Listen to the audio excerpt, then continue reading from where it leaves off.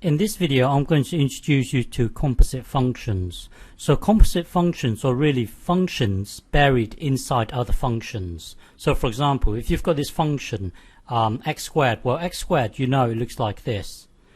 These are just graphs. So g of x is really a straight line, intercept of 2, gradient of 3. It looks something like this. This is another function, 1 over x looks like this. So you can think of these functions as being like graphs. Well, this graph here is square root of x. It looks like this. Well, these are just functions.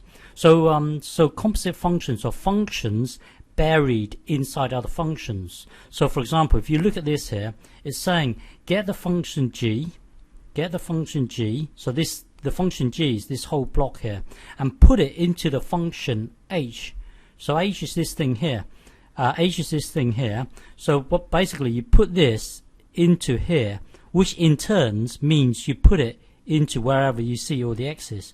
So you put this into here. So reading this, it would be you putting the function g. So let's start again. Put the g into the h. Put the g into, while looking at the h, put the g into the h. So this whole complicated thing here means it's 1 over 3x plus 2. So it's just like you've got a function buried inside another function. So you've got a function buried inside another function. So let me give you another example. It's saying bury g into I. So bury g, well, g is this thing here, bury it into function I. So you've got to put this into wherever you see the x. So this function here would be square root of 3x plus 2. And then so you've got a function buried inside another function.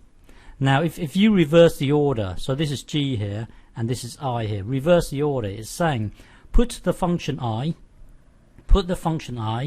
into the function g,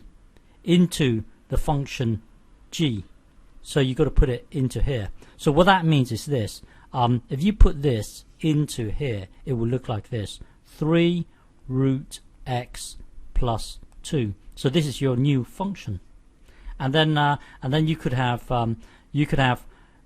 bury g into the function I and bury the combination of the two into h, if that makes sense. So for example, look at g, bury the g into the function I. So this is the function I here. So you've got to put this into here, which would then look like this. But then you've got to put the combination of the two into the function h. Where's h?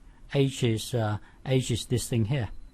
You've got to put it into here. So overall, this complicated thing here will look like this. Well, h is this thing here, and then you've got to put this into here. So it will look like this, 1 over square root 3x plus 2.